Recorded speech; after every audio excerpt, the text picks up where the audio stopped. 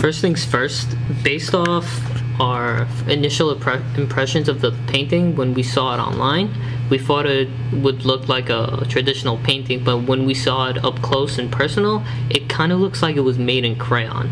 And not only that, it's like really deep, heavy etchings of crayon. I agree with Max's interpretation of the brushstrokes. I think the fact that they were so heavy lends itself to the emotion of the painter, and that he was angry and upset with nature, and possibly the fact that like nature was revolting against him, because that's what the painting looks like.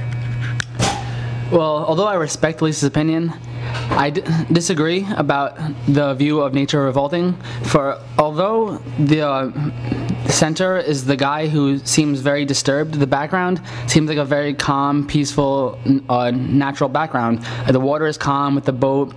The sky looks like a peaceful sunset with the orange and the yellow colors. And other than that, the people are all that seem distressed in this. While I can see where James got this interpretation, the reason I don't feel that way is because it looks like all the colors are blended together. You can't really tell one thing apart from the other. So to me, that represents like a psychological state of uncertainty, and you don't know where you are and you don't know what's going on. And to me, that just seems like that's what the painter was trying to depict, the uncertainty and the constant struggle within himself. This coincides with my original point because the fact of nature revolting against him represents his complex psychological state, and to him, the world is just against him. I agree with both of you. I agree with James because I think the only thing distressing about this painting are the people themselves. But I agree with Elisa because her idea about uncertainty, because you don't know where the pier is ending or beginning. It's uncertain. One thing we did not see when we looked at the painting online was the lithograph of the painting, which is a black and white portrait. When we looked at the lithograph, the two people in the background are different. The one that's slumped over the side in the color photo is now walking side by side with the other person, and in the facial expression of the center character, he is much more gaunt and he has much thinner features. This gauntness in his face could represent the lack of color that the artist used when he painted this. With respect to this painting, the lithograph, I do agree with James's interpretation.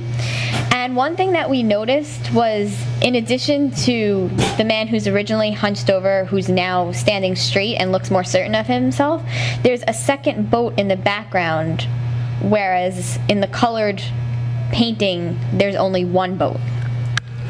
We've come to the conclusion that the boats, they may represent the certainty of the future, because in the colored painting there's one boat and only one man seems distressed, but in the lithograph there are two boats and neither of the two men in the background seem distressed. I've seemed to notice that the painter's works of art seem to have two people in the distant background, as in the Scream, there are the two men, one lurched over and then both standing upright in the lithogram. And in another work entitled Melancholy, there seemed to be a wife, or a bride and a groom rather, on their wedding day in the distant background, while in the front there seems a depressed or distressed man, similar to in the Scream. Also, in this the Melancholy painting, the couple has a boat, probably signifying that the two have a certain optimistic future, while the centerpiece character in the front of the painting doesn't. The fact that the central man is alone and unwanted and depressed in Melancholy, we think relates to one of his other paintings, Madonna, in which it seems to portray a mother and a child, and the child is off to the side in this painting, and it looks like a younger fetal version of the central character in The Scream. The fact that this fetal character in Madonna is off to the side communicates to the viewer that the artist himself may have felt unwanted by everybody who surrounded him, including his mother, because while the fetal character is connected to the mother, they also seem to be disjointed and disconnected, emphasizing the artist's depressed feelings. I agree with Lisa about the fact that the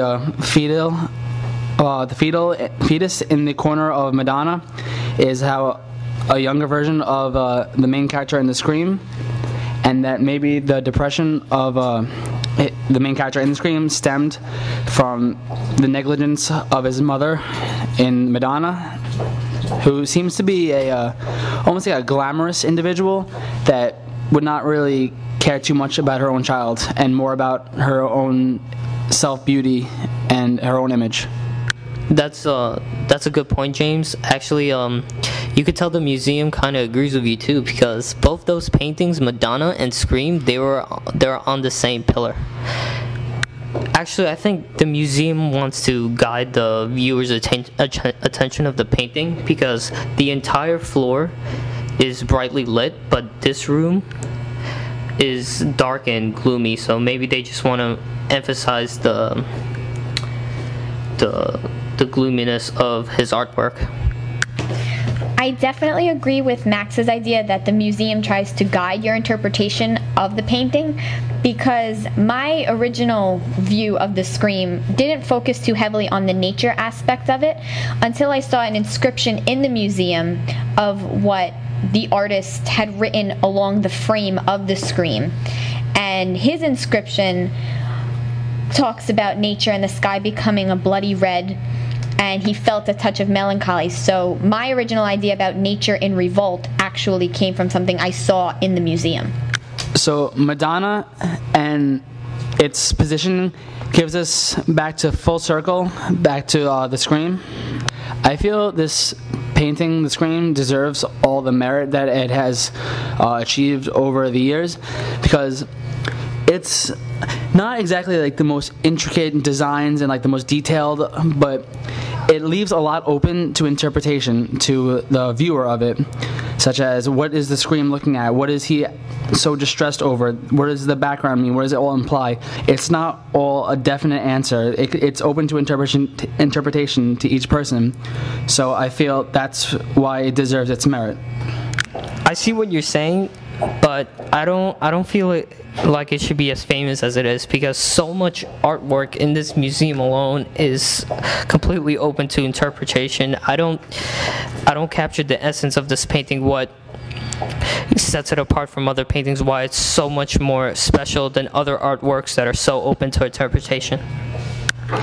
I'm going to be the complicated opinion and agree with both Max and James, because like James says, the beauty of this work of art is that it can be interpreted in so many different ways by anybody who goes to see it, depending on that person's personality and what they think and who they are.